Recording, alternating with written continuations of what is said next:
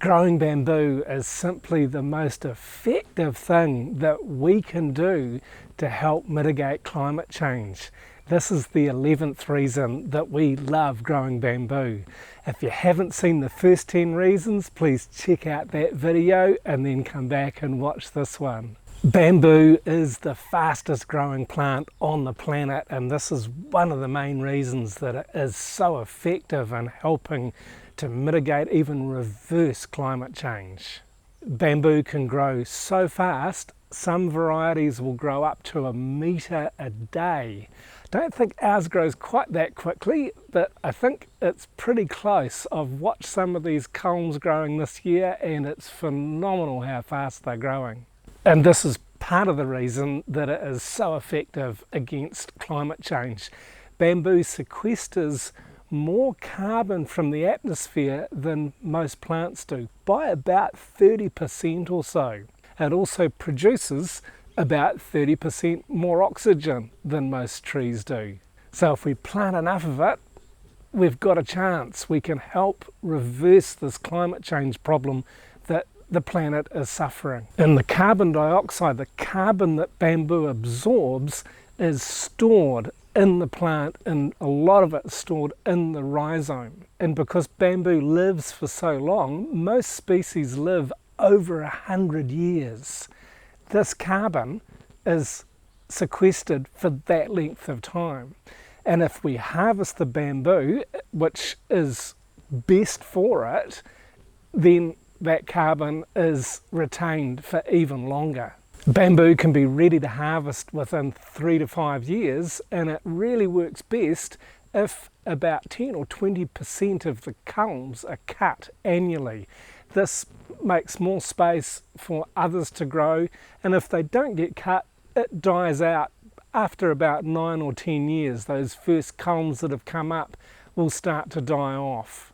But if we cut them first, the bamboo can be used and utilised and further help prevent more carbon being released into the atmosphere.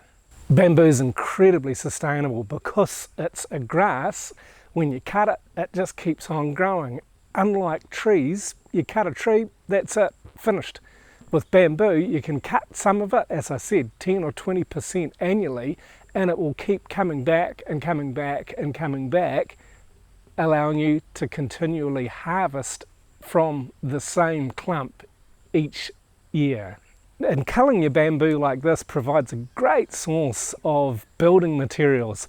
Personally, I've been using it a lot in our garden and for beginning to build some other structures, some furniture, and just experimenting with other ways of using bamboo. Traditionally here in Thailand, in a tropical climate, bamboo grows so quickly, and it's been used for housing and flooring. It's eaten, it's delicious when those bamboo shoots start coming up. They are really, really tasty. It's used for weaving baskets, it's used for tying things, as paneling, as all kinds of different uses.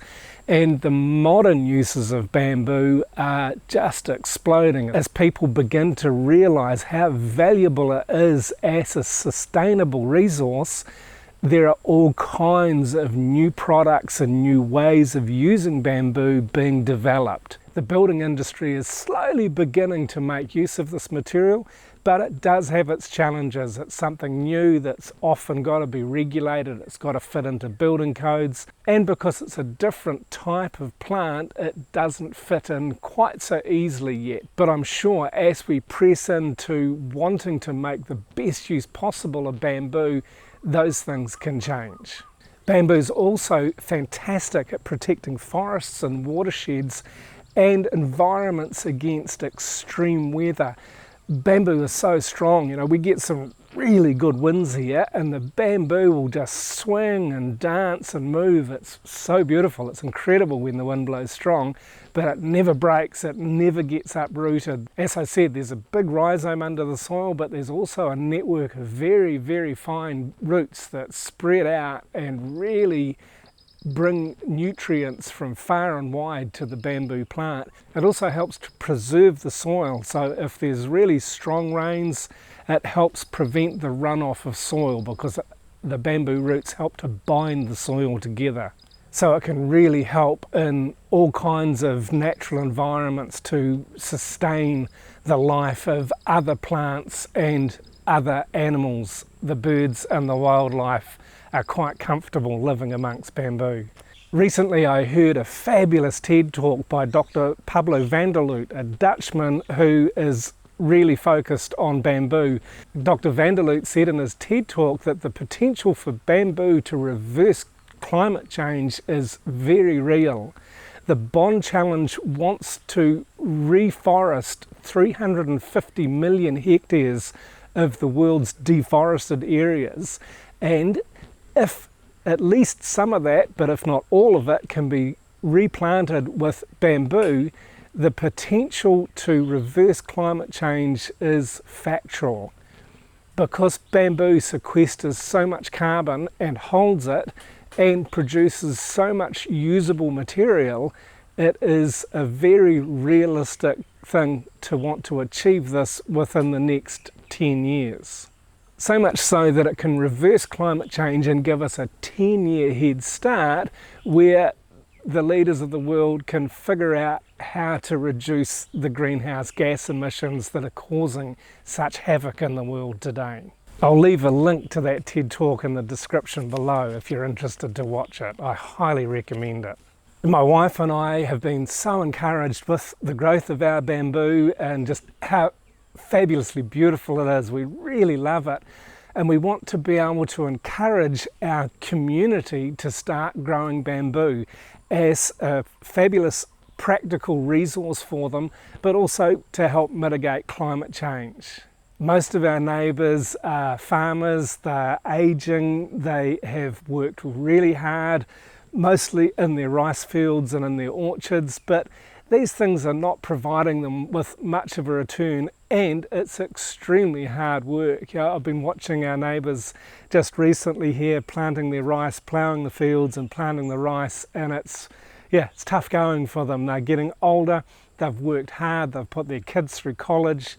Now their kids are not so available to help them with the farm, and we'd love to be able to introduce new ideas to them and to be able to show them this is what can be done, and bamboo is at the top of our list for things that we'd like to help them with, so that as they're growing older they're not having to work so hard, but they will still have an income. Bamboo's incredibly easy to grow. It doesn't need any pesticides, it doesn't need much fertilization. There's an abundance of water supply in this area, so there's no problem with that either. And within 3 to 5 years there can be a beginning of a return on that investment as the bamboo can be harvested. And this is something that the more we think about it, the more we've planned and the more we've dreamed about it, we really want to be able to implement this. And we've got ideas, we've got some passion for sure, and we'd love to share this with you some more, but it's going to have to wait till the next video, sorry, because there's too much to talk about and too much to show you. And so please do watch that video here and you'll be able to learn more about our dreams and plans for bamboo and how we can encourage our community here in northern Thailand. Thanks for watching.